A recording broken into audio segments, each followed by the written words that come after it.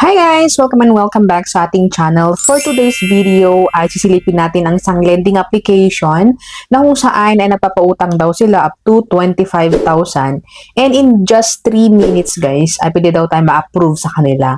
So before we go on guys, sa mga hindi pa nag-subscribe, mag-subscribe na, i-hit ang bell button, select na rin ang all para ma-update ka sa upcoming videos and tutorials and of course sa mga pag-giveaways din natin.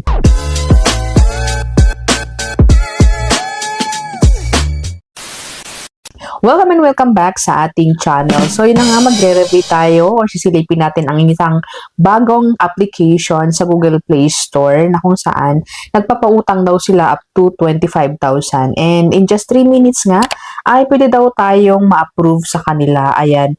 So sabi dito na loan range of 600,000 or 600 pesos to 25,000 pesos. Loan duration nito, 120 days and up to 180 days. Pero wag muna niyong i-download guys. Hayaan niyo muna ako muna ang magda-download para masilip natin kung goods ba sila or hindi. So, ang lending application na ito guys ay yan guys, yung Logicash fast and reliable loan and powered by QCash Finance Corporation na meron silang 2.6 stars and 19 reviews. So, bagong-bagong application nga ito guys kasi nga 19 reviews pa sila. Ayan. Upon downloading guys ay makita agad-agad ang policy nila and permission sa ating location. Ayan, ating cookies daw. Cookies ng phone.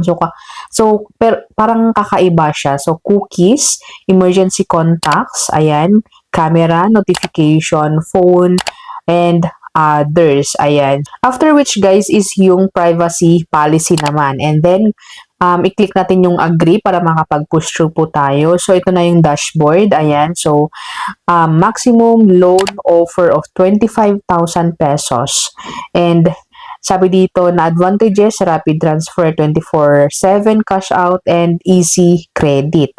So, unlock natin yung fund. So, meron sa baba niya, unlock fund. And here, ay hihingi sila ng active na phone number kasi nga magbibigay sila ng OTP. After which, guys, is yung ating personal information. Pero kakaiba dito, guys, kasi nga, yung mga wordings nila, ayan, kakaiba. So, makita niyo naman guys, ayan, hindi siya kagaya ng mga ibang loan application yung format niya.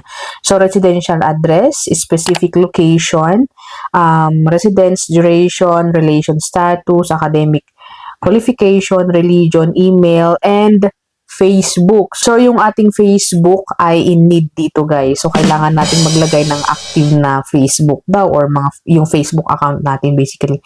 And after which guys is yung ating contact references. So, sila nangangailangan lamang sila ng dalawa. Ayan. So, contact person 1, contact person 2. And then, after which, guys, is yung employment detail naman. So, work industry, ayan, company name, company telephone number, payroll date, and monthly salary, and then, yung kung ilang taon tayo sa ating work. Ayan. And after which, guys, naman, is yung identification information na like yung pagsasabit ng ID and pag-selfie. So here, kailangan nilang nila yung mga ID na 6. So UMID ID, ayan, so UMID ID, SSS passport, driver's license, yung national ID na bago, hindi yung printed, and yung PRC ID natin. Ayan. After which guys is yung picture na ng ating ID. Ayan. So, yung application na ito guys ay hindi nila agad-agad na makakapture yung mga information. So, nasa atin na guys na mag-type ng ID number, ng name, gender, birthday, and yung pa-picture na. So, sa baba niya is meron yung pa-picture. Ayan. So, after which guys is pag okay na lahat ng information, ayan, ay ito naman guys sa ating receiving amount o yung mga withdrawal channel natin. So sila, okay sila sa GCash, Maya, GrabPay, BPI, Union Bank, BDO, ayan. And after which, ay ilalagay natin yung name ng kung ano yung account na gagamitin natin and then yung account number and then submit. Ayan. So, ayan na guys. We are currently verifying your identity information. Ayan. So, medyo matagal talaga ako nag-antay dito guys, mga 5 minutes. So ay channel application 3 minutes, pero sa aking experience is umabot ako ng more than 5 minutes bago sila nag-send ng kung magkano ang aking pwedeng utangin sa kanila. So ito na siya guys.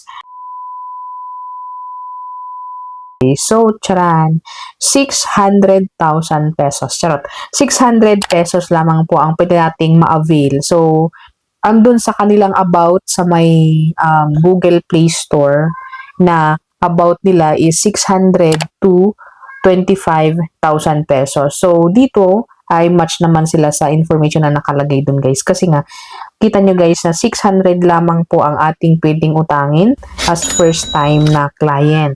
So, kahit i-move po natin, hindi siya mag-move sa 700, 800, or lower 500, 400. So, yun guys. So, click natin yung apply para makita natin. So, sa application na ito guys, ipapakita kung magkano yung dagdag at kung magkano yung loan term, kung magkano yung babayaran sa due date. Ayan. So, kita nyo guys na yung loan term natin, 600, loan or yung loan amount, and yung loan term 125 days, and yung withdrawal amount is 600. So sa application na ito guys, buo pong makukuha yung ating uutangin. So kung magkano yung binigay na loan amount is yun din po ang ating mare-receive sa ating GCash. Ayan. And then yung charges nito, ayan, 312 interest of 12, service charge 126, operating expenses 100, 74. So, malaki-laki naman guys kung magbabayad po tayo after 7 days guys tayo magbabayad sa kanila, ay medyo malaki ang dagdag ng ating 600. So, magiging 1,512. Ayan yung ating babayaran pag sa due date na natin. So, medyo masakit sa bulsa guys. Ayan. So, ayun siya. And then, meron yung installment schedule. Ayan.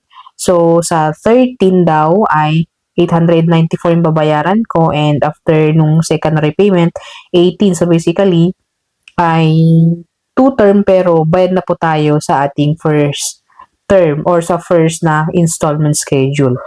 So, ayun na guys. So, yun po si Logicash. So, nasa inyo guys kung okay ba sa inyo na subukan, since nakita niyo naman na kung magkano yung computation dito. Ayan.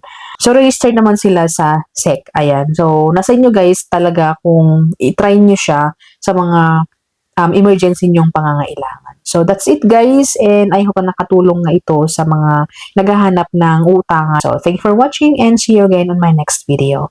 Like and subscribe.